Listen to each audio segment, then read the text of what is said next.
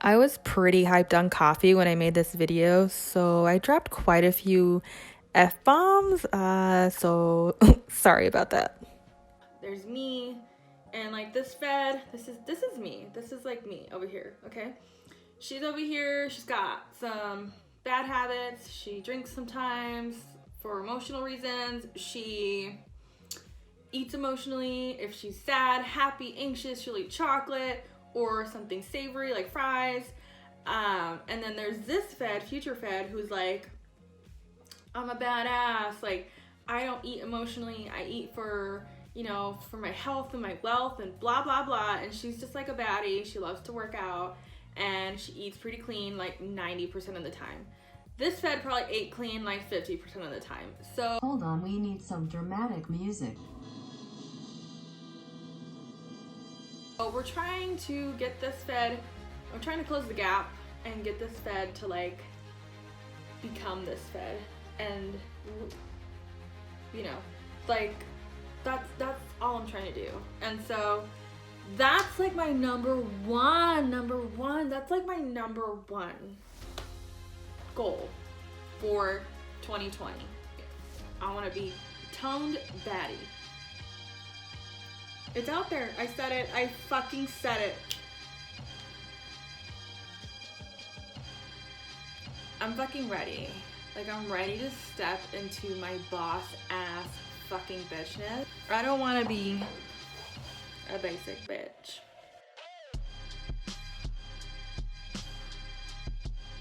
Alright, so today's video is going to be all about my 2020 personal goals, what I want to accomplish this year, what I want to,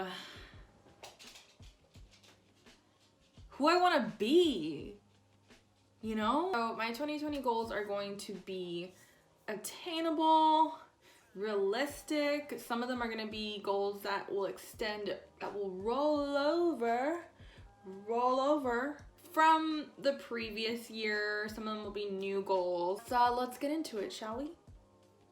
Okay, so my first goal is prioritizing fitness, working out consistently, and eating very healthy. Actually, the first year that I don't feel like it's just like I'm just saying it and it's hot air, because of course every year I'm like, get in shape.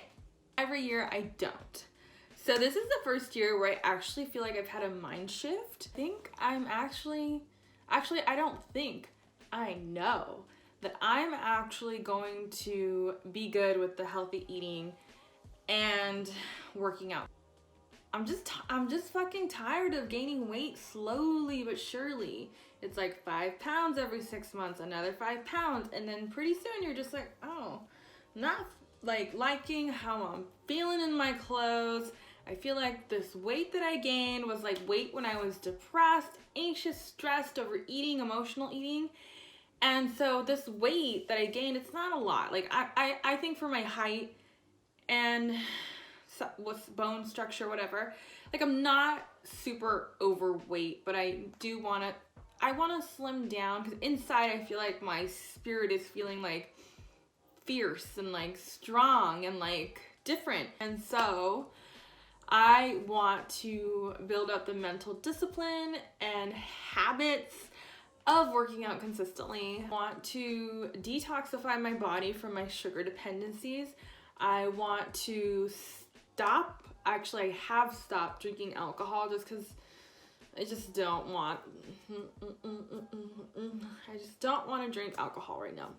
Just don't. Okay, so one of the ways that I'm kicking off this goal of eating healthier and working out more consistently is I started doing Whole30 on January 1st. I'm going to do it for 30 days. I've kind of done paleo or Whole30 here and there. I've been reading the Whole30 book, and it's just talking about how like our gut bacteria is responsible for our moods and so many things, and sugar can mess with our gut bacteria and just a bunch of things. It's just like saying, like, if you just give this diet a shot and let us know if after 30 days you feel better. If you don't, that's fine, but give yourself a chance to feel better. And so I was just like, okay,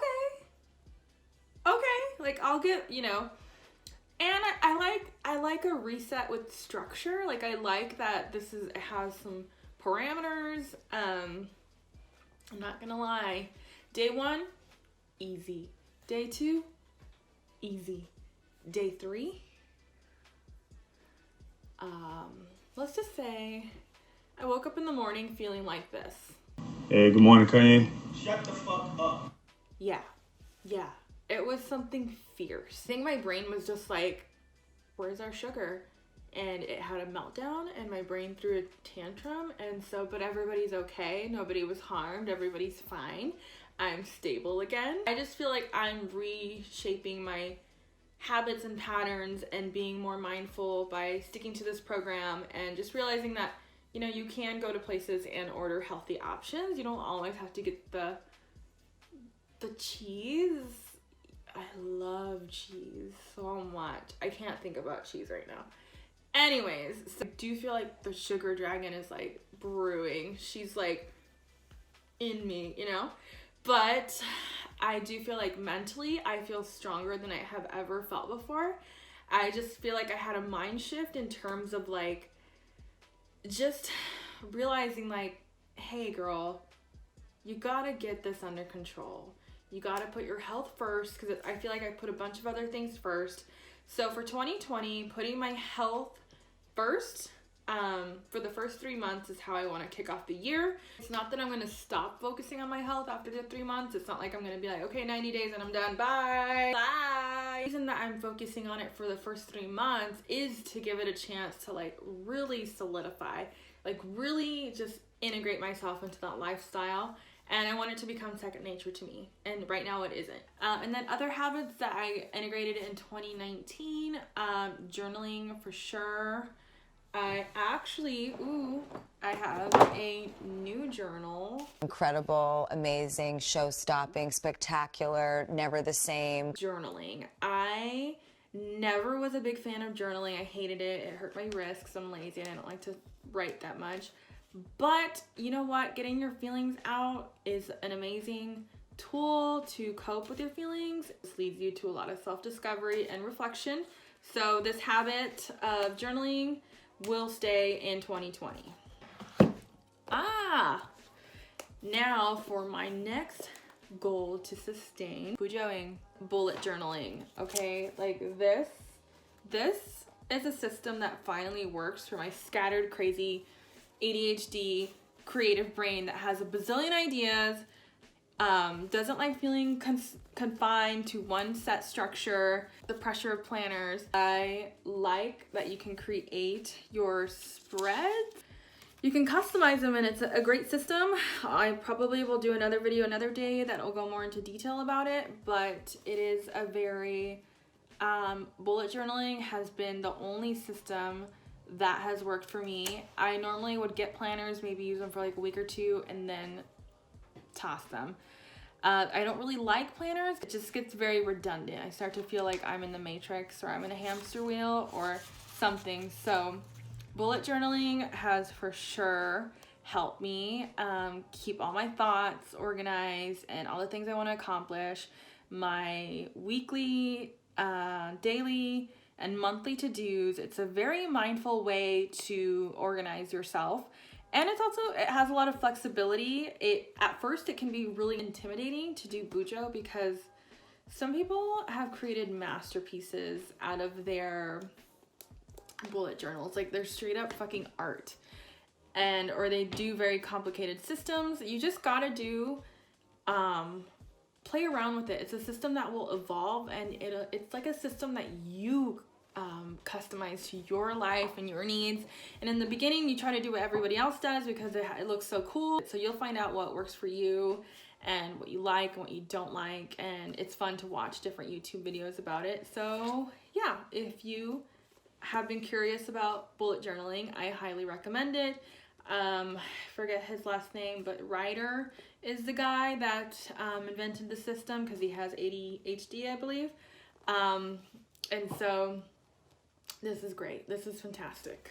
I just really like the customization because that's just me. So yeah, I hope that this video made some sense. I kind of was tired and all over the place. I am looking forward to 2020, and I hope that whatever goals are in your heart, that you can accomplish them. Life is short and it'll pass us by really quickly, so just like go for it. Go for your dreams, go for all the goals that you've had in your heart that you've been putting off out of fear or just time or being busy. Just find a way to make a little bit of time, and I promise it'll pay off in the end. All right, I love you. Bye.